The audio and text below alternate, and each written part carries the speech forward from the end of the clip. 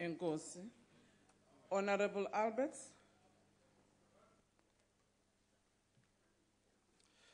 Thank you, Chairperson. South Africa is beset by the twin plagues of poverty and inequality. How you resolve these problems has a lot to do with which one of the two you focus on. If your focus is on resolving inequality more so than poverty, then you will inevitably design a strategy that will equalize the economic environment that basically translates into an outcome where everyone is made equally poor, save for the elite in power. If one wants to understand what that means, look at Zimbabwe, North Korea, Cuba, Venezuela, and the Israel East Bloc countries and USSR. Indien daar egter gefokus word op die probleem van armoede, dan sal die besef deurskieper dat 'n strategie nodig is wat die ekonomie laat groei met gepaardgaande werkskepping. Sodoende word mense op 'n waardige wyse opgehef en is hulle nie meer afhanklik van almoëse van die regering nie. Mettertyd, soos die middelklas groei, word die ongelykheidsprobleem ook aangespreek en word die probleem al hoe kleiner. Die geskiedenis gee ons talle voorbeelde vanuit die laboratorium van die geskiedenis waar die klem op ekonomiese groei talle mense uit armoede gebring het.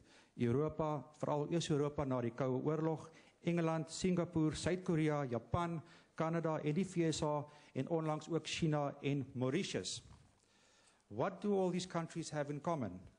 They have embraced the free market system, entrepreneurship, and managed their fiscal monetary policy in a fairly responsible manner. They did not focus on reducing inequality only, but identified their comparative advantages and ensured that government created an enabling environment for business in general, but especially more so for small business. Note that the focus is also on the word free, which implies ease of doing business and an absence of burdensome government intervention. Ongelukkig het die ANC-regering die klem op die uitwissing van ongelykheid geplaas en nie op ekonomiese groei nie. En ons begin nou die vrugte daarvan pluk in die vorm van bykans geen ekonomiese groei, verlies van werksgeleenthede, afgraderings en uiteindelik die vergroting van ongelykheid. Waarin die ANC-regering tans wel slaag, is om ons almal armer te maak en sou die tendens aanhou, gaan ons almal binnekort gelyk wees in die vorm van gelyke armoede. The only way out of this hole we are in is to ensure the following. Instead, increase quality of education, create better health care, less government intervention in the market, and the deracialization of the economy. And to do all of these things, there is one prerequisite, a new and better government.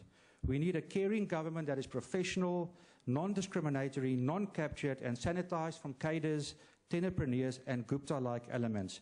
Die vraag is of die ANC introspeksie sal kan doen en hierdie feite kan raak sien en inderdaad optree. Net julle sal dit kan antwoord. Thank you.